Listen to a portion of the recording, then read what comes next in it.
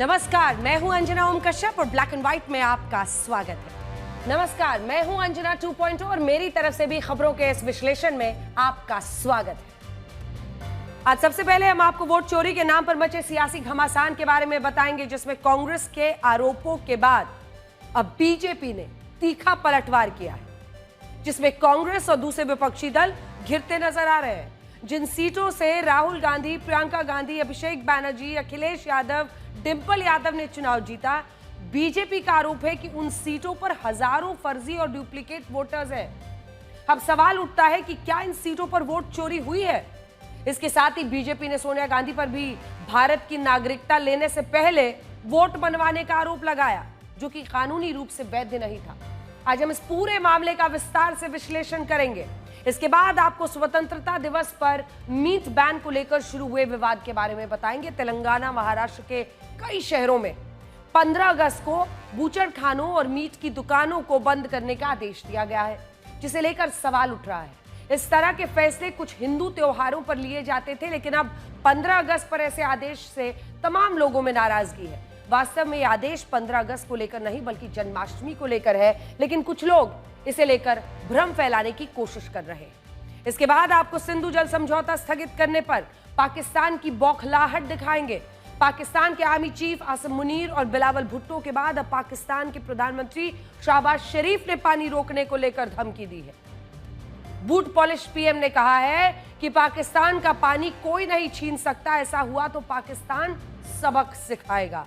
और मेरी यह वर्जन, आज आपके पास कौन सी खबर? आज मैं सट्टेबाजी ऐप से जुड़े मामले के बारे में बताऊंगी, जिसमें 100 से ज्यादा सेलिब्रिटी ईडी की रडार पर है। आज ईडी ने पूर्व भारतीय क्रिकेटर सुरेश रैना को सट्टेबाजी ऐप से जुड़े एक मामले में पूछताछ के लिए बुलाया था। उन्होंने इस ऐप का विज्ञापन किया था। दरअसल हमारे देश में सट्टेबाजी गैर कानूनी है और इससे जुड़े किसी मोबाइल ऐप या गेमिंग प्लेटफॉर्म का विज्ञापन करना और उससे पैसा कमाना भी अपराध की श्रेणी में आता है। लेकिन शुरुआत आज की सबसे बड़ी खबर से यह है कि राहुल गांधी के वकील ने उस बयान को वापस लेने का फैसला किया है। ये मेरे हाथ में वो कागज है, प्रेस रिलीज है। राहुल गांधी के वकील ने उस बयान को वापस लेने का फैसला किया है, जिसमें उन्होंने खुद राहुल गांधी की तरफ से पुणे की एक अदालत में आज दोपहर को यह कहा था कि उनकी जान को खतरा है और कोर्ट की तरफ से राहुल गांधी को प्रिवेंटिव प्रोटेक्शन मिलना चाहिए। जान को खतरा, जी हां, ये बात आज शाम लगभग 5, साढ़े 5 बजे सामने आई थी कि पुणे की अदालत में राहुल गांधी की तरफ से यह कहा गया कि उनकी जान को खतरा है और इस वजह से उनको राहत दी जाए। लेकिन आज शाम होते होते, मतलब आप समझ लीजिए कि महज 3 घंटे के अंदर राहुल गांधी के वकील सामने आ गए और राहुल गांधी के वकील ने कहा कि उन्होंने अदालत में राहुल गांधी की तरफ से जो लिखित आवेदन दिया था उसके लिए उन्होंने उनकी सहमति नहीं ली थी और इसीलिए ये बात अब वापस ली जाएगी कि राहुल गांधी की जान को खतरा हो सकता है। अब देखिए, शाम 6 बजे से लेकर 9 बजे तक ये क्या से क्या हुआ है इतने गंभीर मसले पर।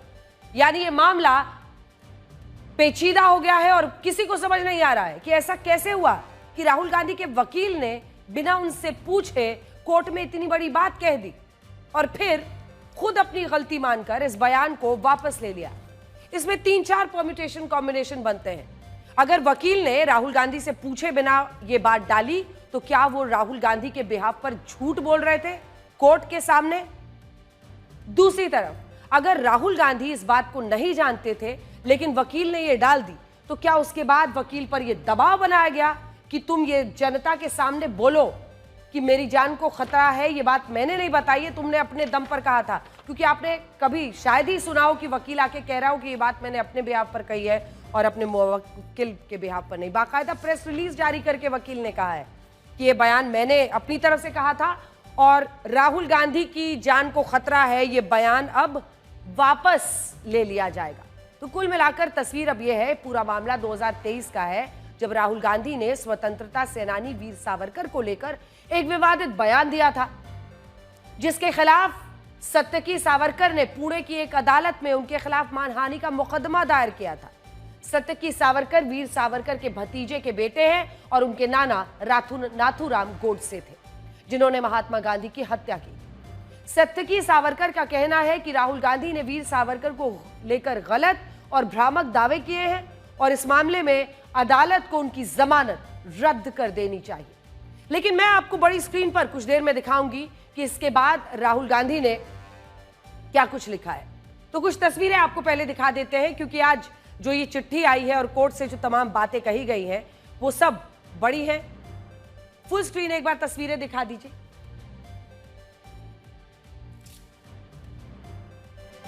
राहुल गांधी ने अपने लिखित आवेदन में अदालत को क्या क्या बताया था वो हम आपको बताते हैं। वीर सावरकर का ये एक ऐसा मामला है जो महाराष्ट्र में जाकर इसी कांग्रेस पार्टी के लिए गले की फांस बन जाता है, क्योंकि वीर सावरकर को, आइए बड़ी स्क्रीन पर आपको लेकर चलते हैं और बड़ी स्क्रीन पर दिखाते हैं कि राहुल गांधी ने क्या कुछ लिखा है। वीर सावरकर का मुद्दा महाराष्ट्र के लिए बहुत ही बड़ा सियासी मुद्दा बन जाता है।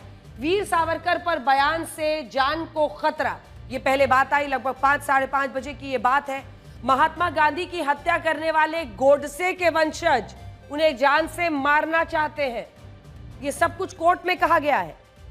उन्होंने ये भी कहा था कि जब से उन्होंने चुनावों में होने वाली वोट चोरी का खुलासा किया है तब से उनके राजनीतिक विरोधी भड़के हुए हैं। मतलब जान का खतरा सीधे सीधे वोट चोरी से जोड़ दिया गया।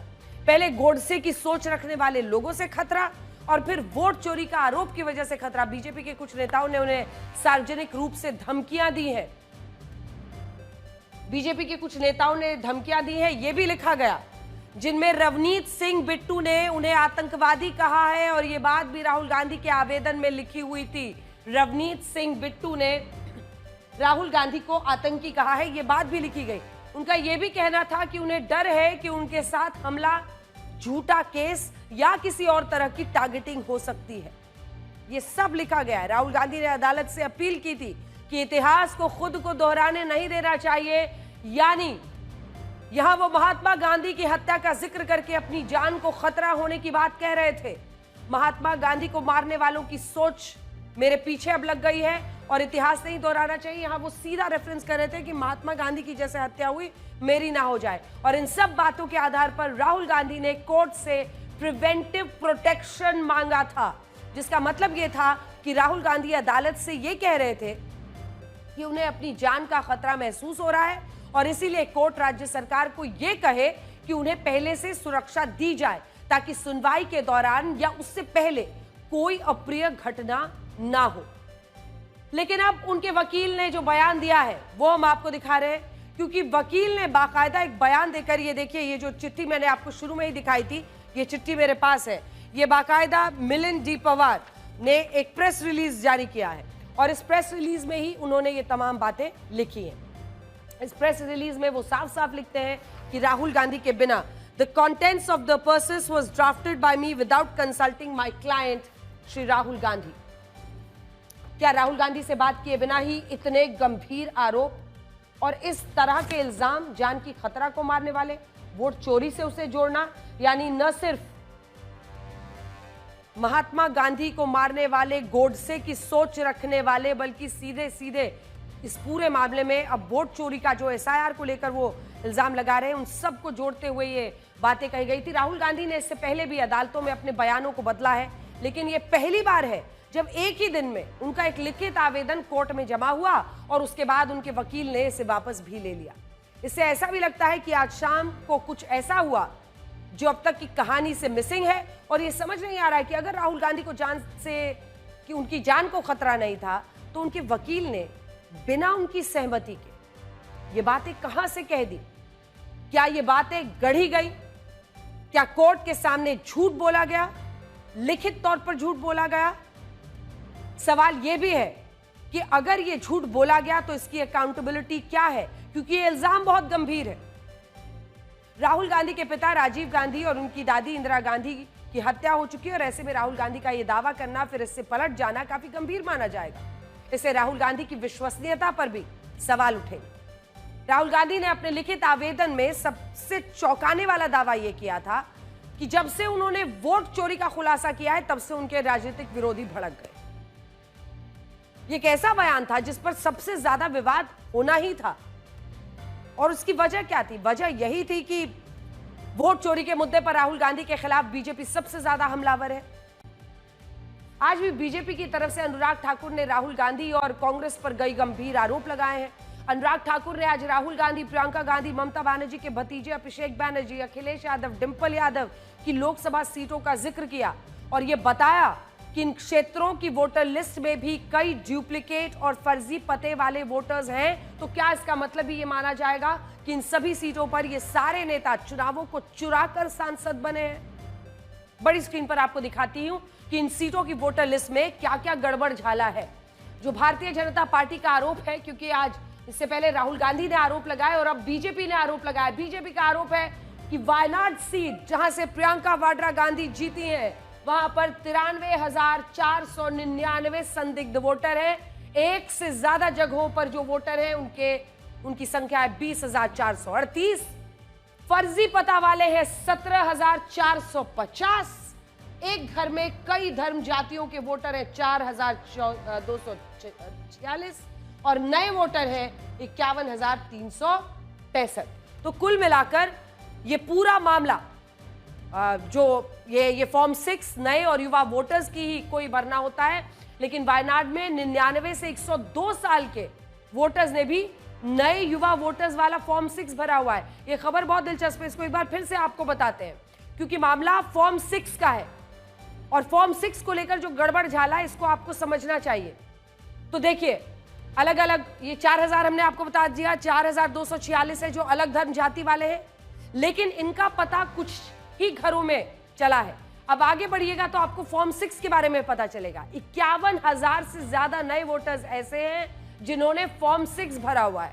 ये फॉर्म 6 नए और युवा वोटर्स को ही भरना होता है, लेकिन यहां पर 99 से 102 साल के वोटर्स ने भी फॉर्म 6 भरा हुआ है और वो नए वोटर्स में शामिल हुए हैं। तो ये हो गई बात वायनाड की। अब रायबरेली, जहां से राहुल गांधी सांसद है, वहां का भी भारतीय जनता पार्टी के आरोपों के मुताबिक, ये वायनाड हमने दिखा दिया, अब रायबरेली लाइए।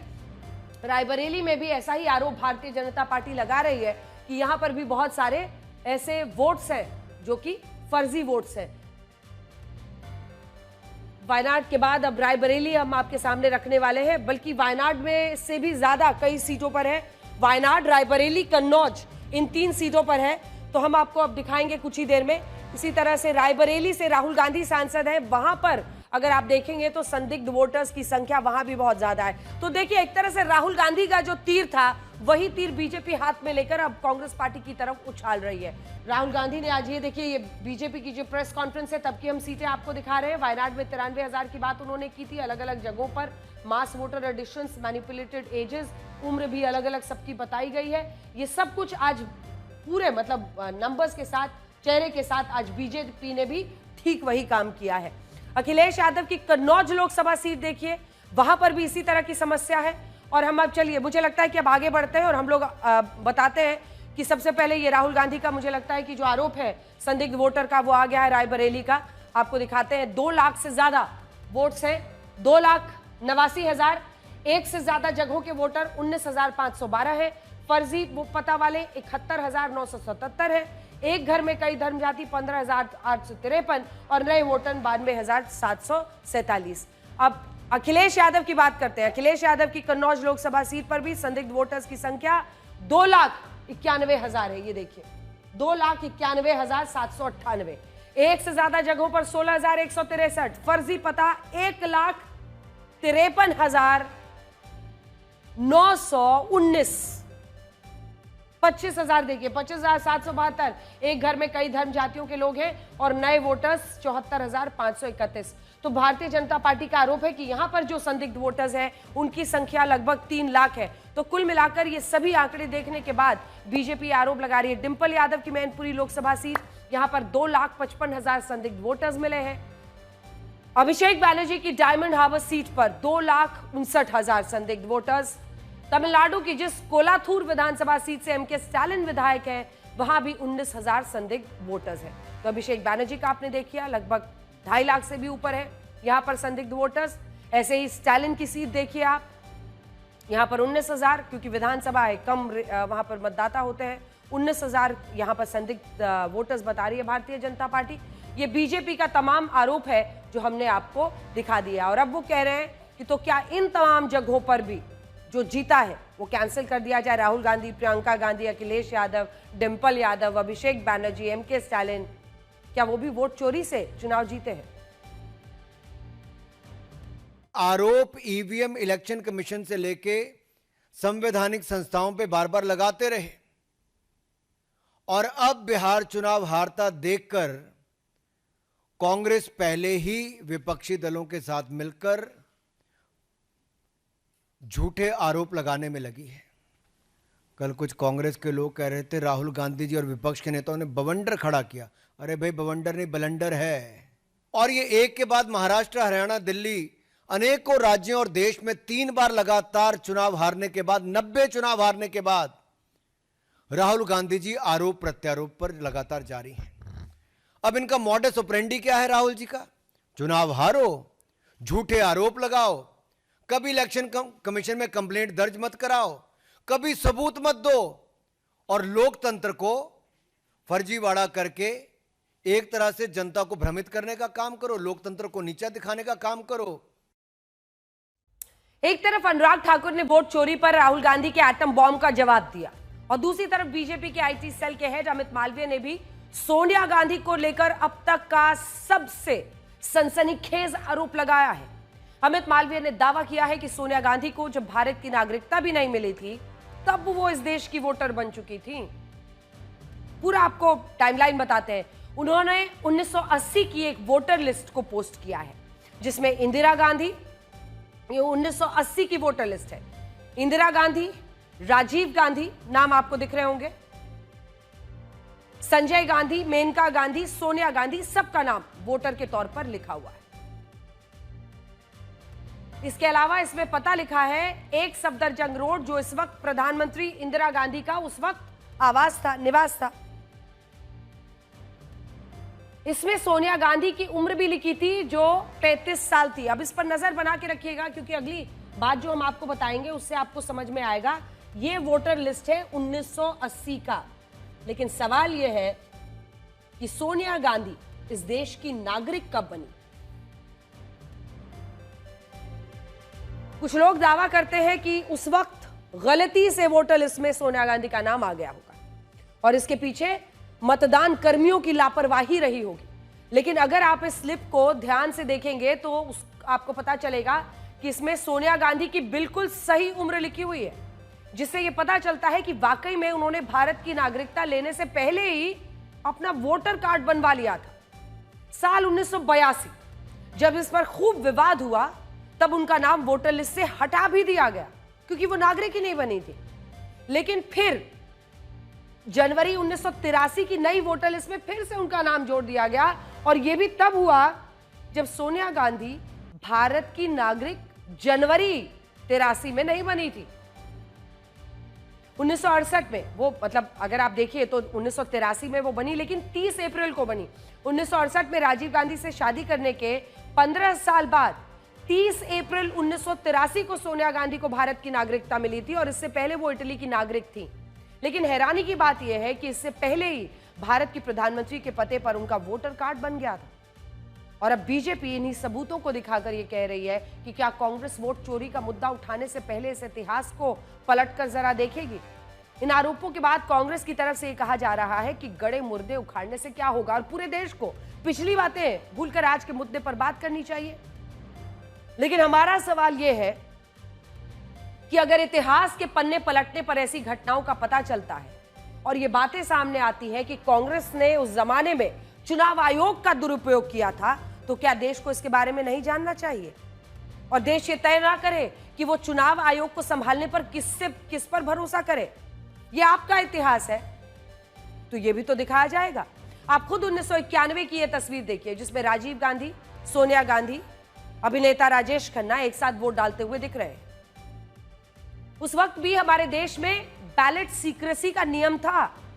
आज आप भी वोट डालने जाते हैं तो आप अकेले अंदर जा सकते हैं, आपके परिवार वाले, आपके पति, आपके बच्चे या आपकी पत्नी, कोई भी आपके साथ नहीं जाता। सीक्रेट बैलेट मतलब आप अकेले अंदर जाएंगे, वोट डालेंगे।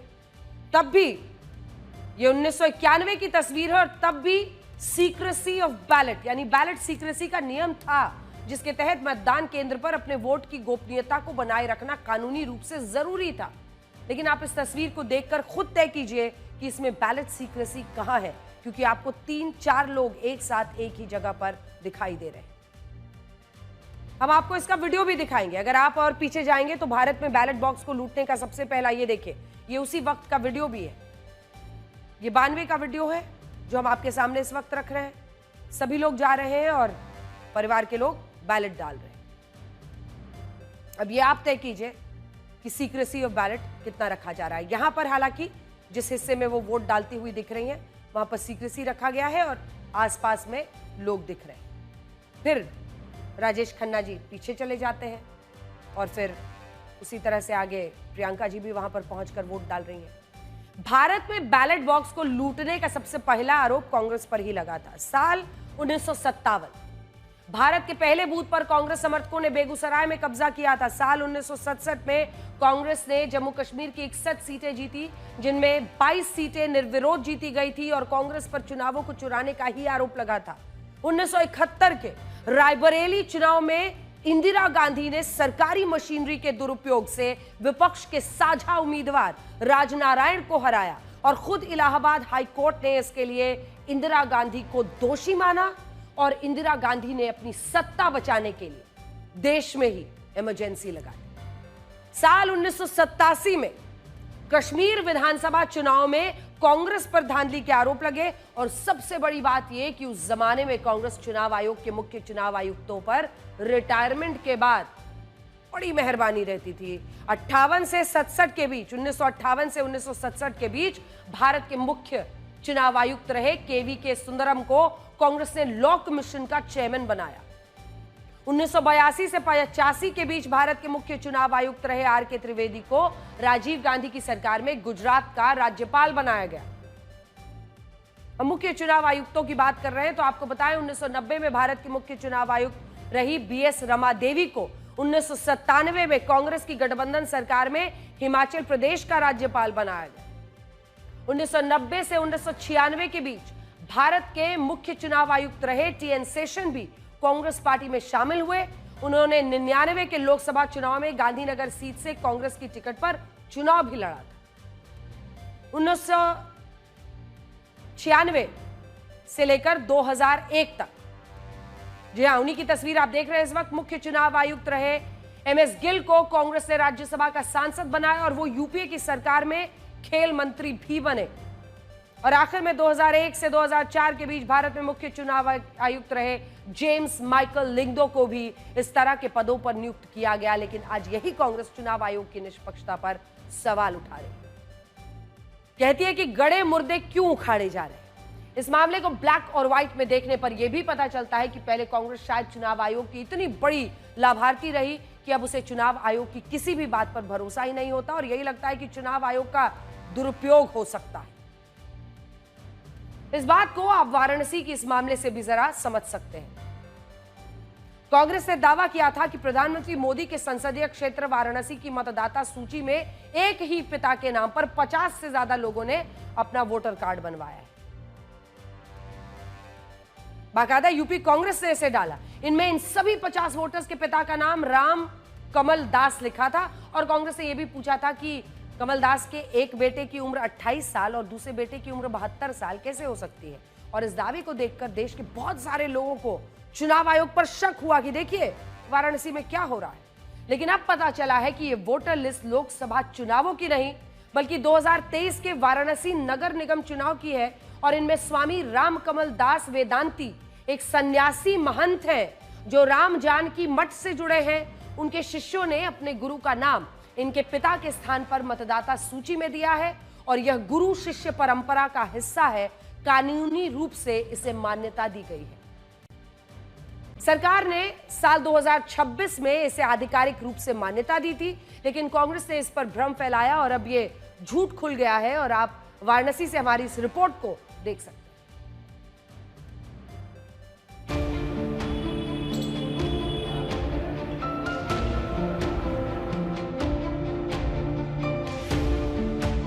क्या एक ही व्यक्ति की 50 से ज़्यादा संतानें हो पाना संभव है? जी हाँ, वाराणसी का यह मुद्दा इस समय पूरी तरह से वायरल है और वहीं यूपी कांग्रेस कमेटी ने इसको लेकर एक्स हैंडल पर पोस्ट भी किया है और चुनाव आयोग से सवाल भी पूछा है और बहुत बड़े आरोप भी लगाए हैं। हम उसी पते पर आप पहुंचे हैं और ज़मीनी हकीकत आखिर में क्या है इसको जानने की कोशिश करते हैं, इसको समझने की कोशिश करते हैं।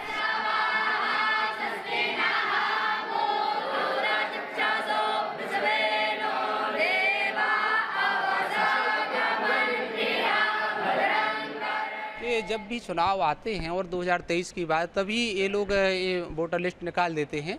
कोई सत्यता नहीं इसमें। जो परंपरा मठ की होती है एवं यहाँ पर भारतवर्ष में जो व्रत परंपराएं हैं और मठ मंदिरों की परंपराएं हैं, उसमें पिता के नाम पे है, गुरु का ही नाम दिया जाता है, विरक्त हो जाते हैं शिष्य लोग। तो इसी तरह हमारे शिष्य गुरु जी के शिष्य लोग हैं, बहुत हजारों शिष्य लोग हैं गुरु जी के, तो वो उनके पिता के नाम पे गुरु जी का नाम आ जाता है। और जब भी ये चुनाव की प्रक्रिया आती है, वो लोग बेफालतू को ये मुद्दा उठा के रख देते हैं। शास्त्री जी, जो लिस्ट है वो लिस्ट सही है? वो लिस्ट सही है, बिल्कुल सही है। और भगवान से प्रार्थना करते हैं कि जो लोग ये बार बार जो मुद्दा उठाते हैं उनको सद्बुद्धि दे और बार बार ये मुद्दा ना उठाएं। तो एक करेक्शन है, आपको बता दें, सरकार ने ये जो गुरु शिष्य परंपरा है जिसमें शिष्य अपने पिता के नाम में गुरु का नाम लिख सकते हैं, इससे पहले मैंने गलती से 2026 बोल दिया था। दरअसल सरकार ने 2016 में इसे आधिकारिक रूप से मान्यता दी थी और इस बात की मान्यता है बाकायदा कि अगर आप अपने बच्चे के तौर पर गुरु का नाम हो सकता है पिता के तौर पर, और बच्चे के तौर पर शिष्य का नाम हो सकता है। लेकिन कांग्रेस ने इस पर भ्रम फैलाया और अब देखिए, आपने इस रिपोर्ट के जरिए समझ लिया है कि कैसे ये पूरा मामला सामने था। कांग्रेस कहती है कि उसके आरोपों को गंभीरता से लिया जाए, लेकिन सच ये है कि वो खुद अपने दावों को लेकर गंभीरता नहीं दिखाती। पहले तो उसने वाराणसी की वोटर लिस्ट को लेकर भ्रम फैलाया और उसके बाद अब कांग्रेस के समर्थक अजय राय का स्वागत करके ये दिखा रहे हैं कि सीट पर तो अजय राय जीते हैं और प्रधानमंत्री मोदी की जीत असली नहीं है। लेकिन हमें लगता है कि ये एक ऐसी हरकत है जिससे हेडलाइन तो बन सकती है, लेकिन इससे हमारे लोकतंत्र को भी नुकसान पहुंचता है। आज अगर राहुल गांधी से चुनाव हारने वाले बीजेपी के नेता, सोनिया गांधी से चुनाव हारने वाले बीजेपी के नेता अखिलेश यादव, डिंपल यादव या अयोध्या की लोकसभा सीट पर चुनाव हारने वाले नेता जश्न मनाने लगे और कहे तो वोट चोरी से जीते हैं, इन नेताओं की जीत नकली है, तो आप क्या करेंगे? क्या तब ये इस बात को स्वीकार करेंगे? लेकिन कांग्रेस के नेता इस बात को समझ ही नहीं रहे। अजय राय जिंदाबाद! अजय राय जिंदाबाद!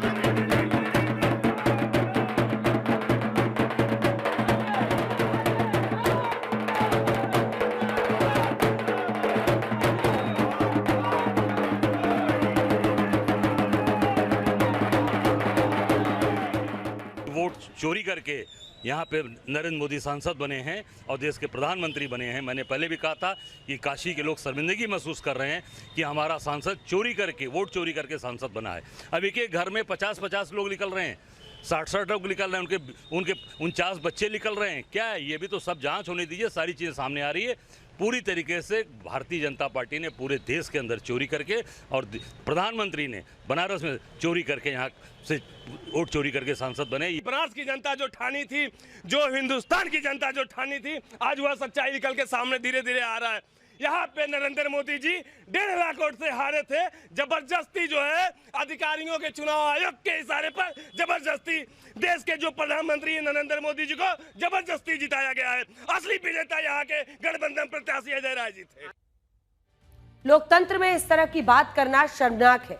अगर आप इसको स्वीकार नहीं करते हैं तो आपको यह भी देखना होगा कि एक बार नहीं, 2 बार नहीं, लगातार कितनी बार से अजय राय सीट से लड़ रहे हैं, हार रहे हैं। प्रधानमंत्री नरेंद्र मोदी बार बार वहां पर जीत रहे हैं और अगर इस तरह की भाषा उनके शीर्षस्थ नेताओं के खिलाफ रायबरेली से लेकर अमेठी या अन्य जगहों पर वायनाड में इस्तेमाल की जाए तो कांग्रेस के नेता इसे स्वीकार नहीं करेंगे। तो लोकतंत्र का, वोट का, वोटर का इस तरह का मजाक नहीं बनाना चाहिए।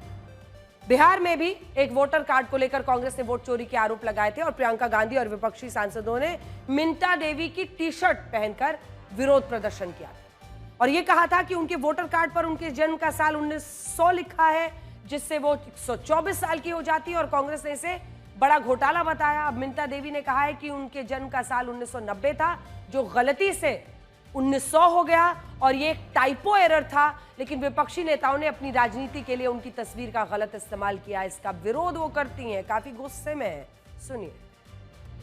प्रियंका गांधी या राहुल गांधी मेरे कौन होते हैं? उनको अधिकार किसने दिया कि मेरे नाम का टी शर्ट, मेरे तस्वीर का फोटो लगा कर टी शर्ट पहने? क्यों? कारण क्या है? कौन होते हैं? उनको अधिकार दिया किसने? हमको तो लग रहा है कि गड़बड़ी है, मगर गड़बड़ी जो किया है उसको क्या लग रहा है? नहीं गड़बड़ी है। उसको अगर नहीं लग रहा है तो वो समझे, वो उसका काम समझे, हम क्या जानते हैं। आज एक और खबर ऐसी है जिसका भारत के सामाजिक और धार्मिक सौहार्द पर सीधा असर पड़ता है।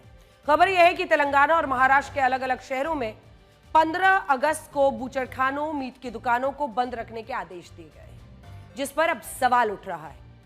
सवाल इसलिए उठ रहा है क्योंकि अब तक इस तरह के फैसले त्योहारों के लिए लागू होते थे, लेकिन अब दावा है कि पहली बार स्वतंत्रता दिवस के मौके पर भी बूचड़खानों, मीट की दुकानों को बंद किया जा रहा है। हालांकि इन दावों में थोड़ा सा झोल है और ऐसा लगता है कि अभी लोगों को आधी अधूरी बात बताई जा रही है।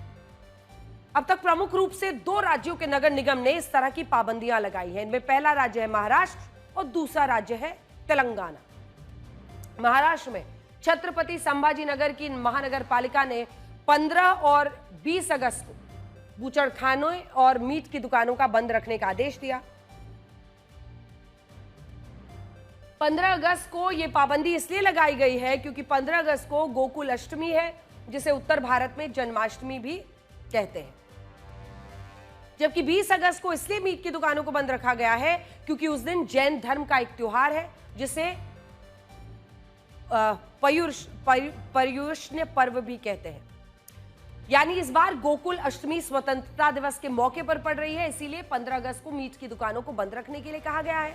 और मालेगांव की महानगर पालिका ने भी इन्हीं वजहों से 15 अगस्त को बूचड़खाने और मीट की दुकानों को बंद रखने का आदेश दिया है। लेकिन मुंबई के पास कल्याण डोंबिवली की महानगर पालिका ने कहा है कि वो ये पाबंदी गोकुल अष्टमी के साथ स्वतंत्रता दिवस की वजह से भी लगा रही है और इसी को लेकर सारा विवाद हो रहा है। विपक्ष के नेता ये कह रहे हैं कि स्वतंत्रता दिवस के लिए मीट की दुकानों को बंद रखना कहां तक सही है और क्या ये संविधान के मौलिक अधिकारों का उल्लंघन नहीं है।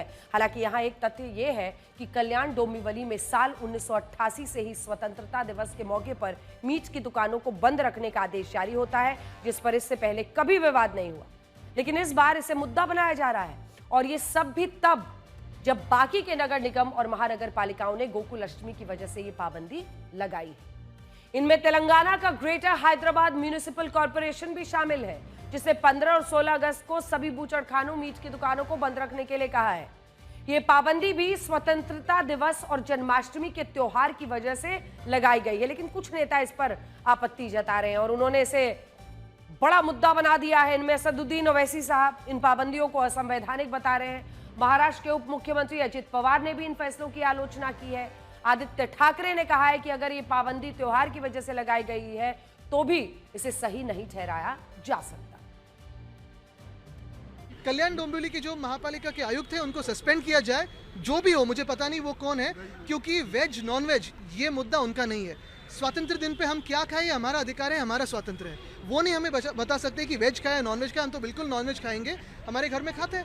हमारे घर में नवरात्रि को भी हमारा जो प्रसाद होता है उसमें प्रॉन्स होते हैं, मच्छी होती है, क्योंकि ये हमारी परंपरा है, ये हमारा हिंदुत्व है।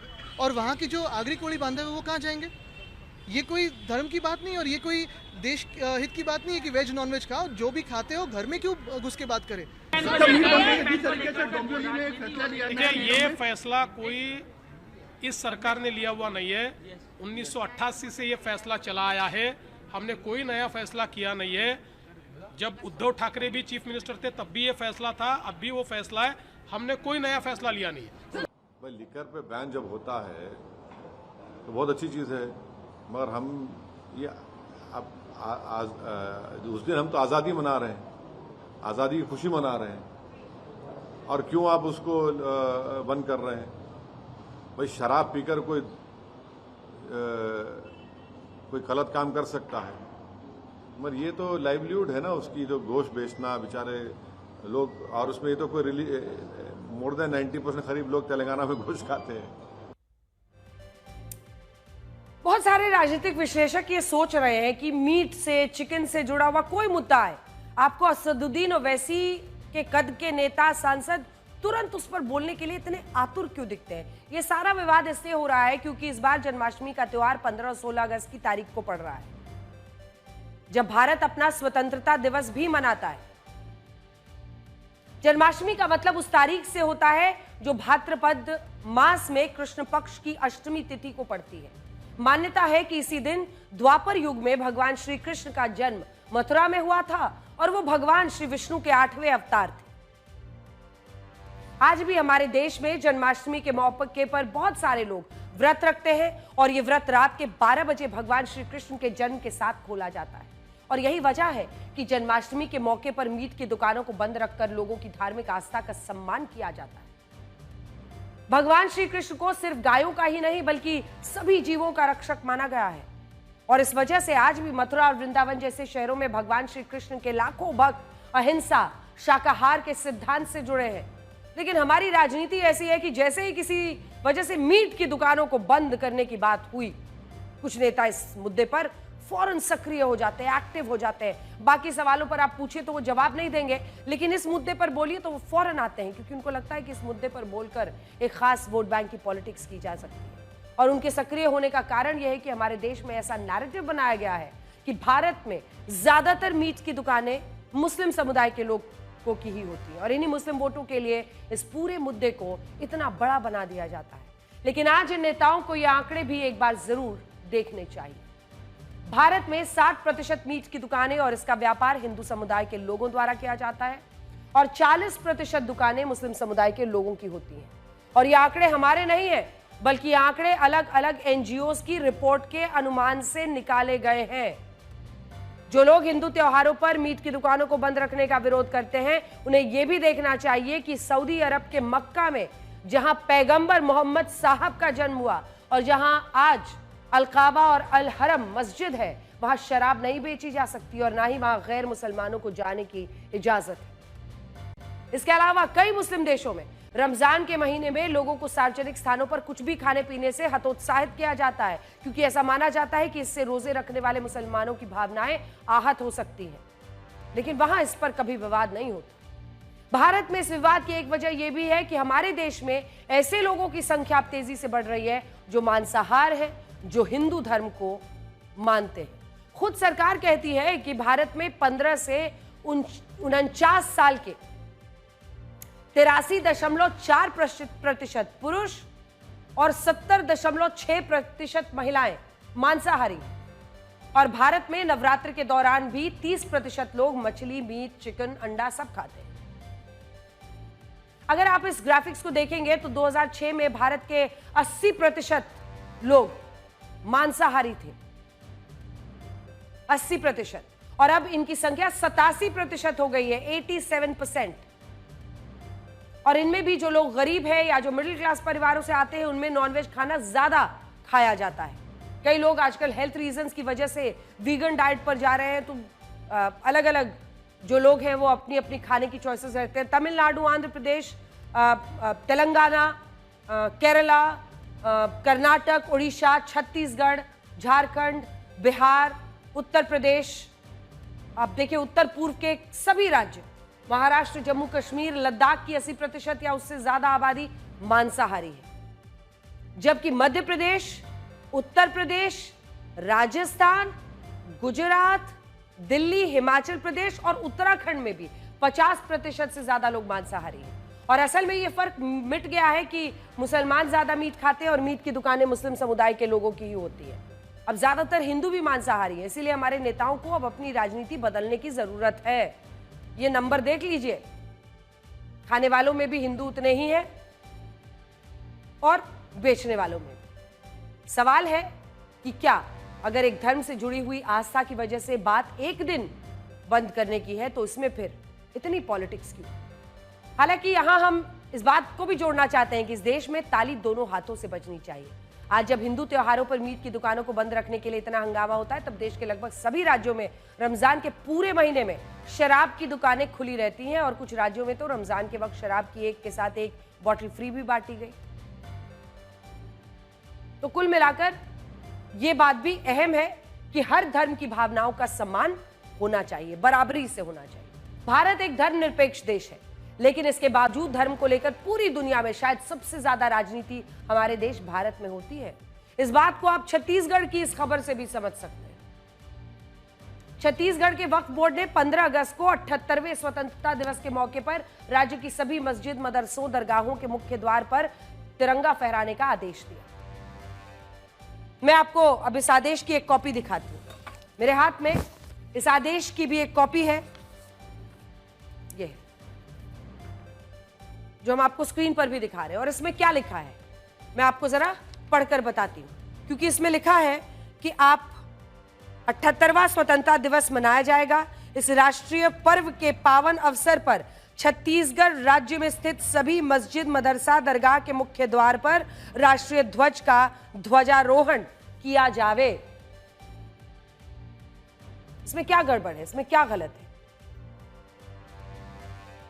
जिस देश में हम रहते हैं, जिस देश का नमक खाते हैं, जहां की हवा में सांस लेते हैं, उस देश का तिरंगा तो सीने से लगाया जा सकता है। लेकिन दुख की बात यह है कि इस मामले में छत्तीसगढ़ की कुछ मस्जिदों, मदरसों को इस आदेश पर आपत्ति है और उनका कहना है कि मस्जिदों पर तिरंगा फहराने का फैसला सही नहीं हो सकता। सोचिए, जिस तिरंगे की रक्षा के लिए सीमा पर खड़े हमारे जवान अपने प्राणों की आहुति देने से पहले एक बार नहीं सोचते, उसी तिरंगे को इस देश में किस तरह धर्म के आधार पर बांट दिया जाता है। यह तिरंगा ना तो किसी पार्टी का है, ना किसी सरकार का है, ना किसी नेता का है, ना किसी धर्म का है।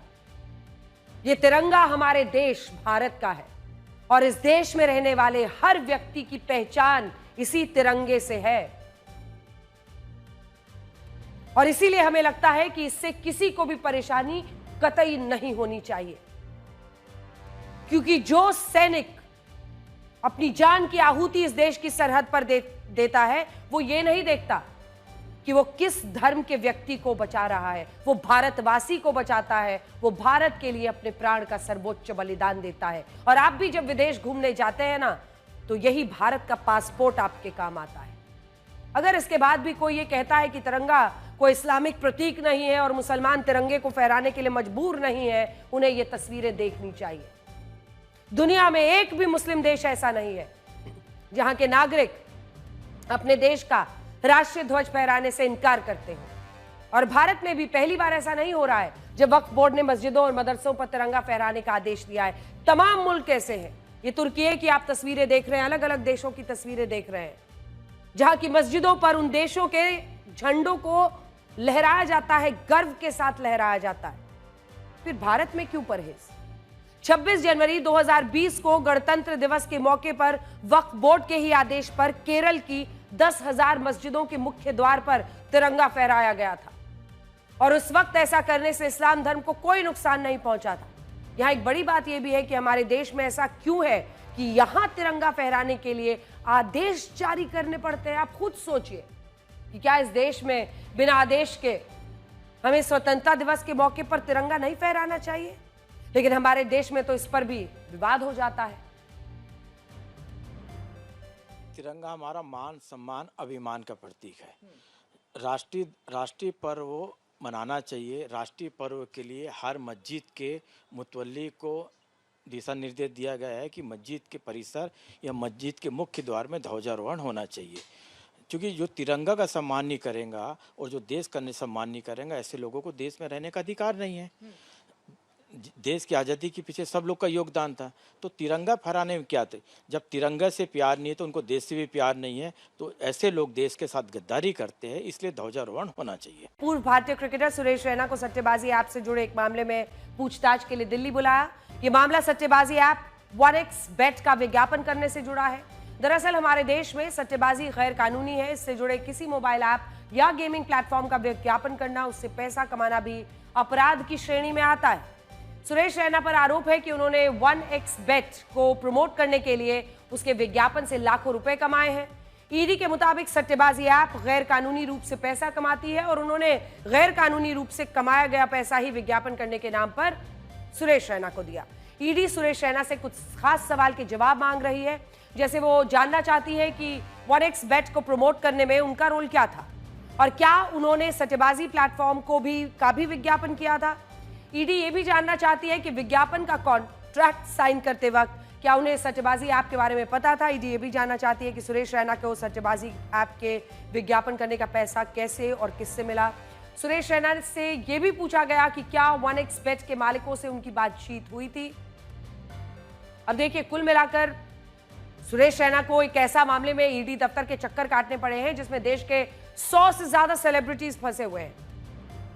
आज उनकी तस्वीर आप इसलिए देख रहे हैं क्योंकि आज उनसे पूछताछ हुई है, लेकिन बहुत सारे सेलिब्रिटीज इसमें फंसे हुए, क्रिकेटर्स, फिल्म स्टार्स। आपने देखा होगा कि टीवी पर कई बड़े बड़े सेलिब्रिटीज विज्ञापनों के जरिए सामान बेचते हैं। सुपरस्टार्स का चेहरा देखकर देश की जनता वो सामान भी खरीद लेती है।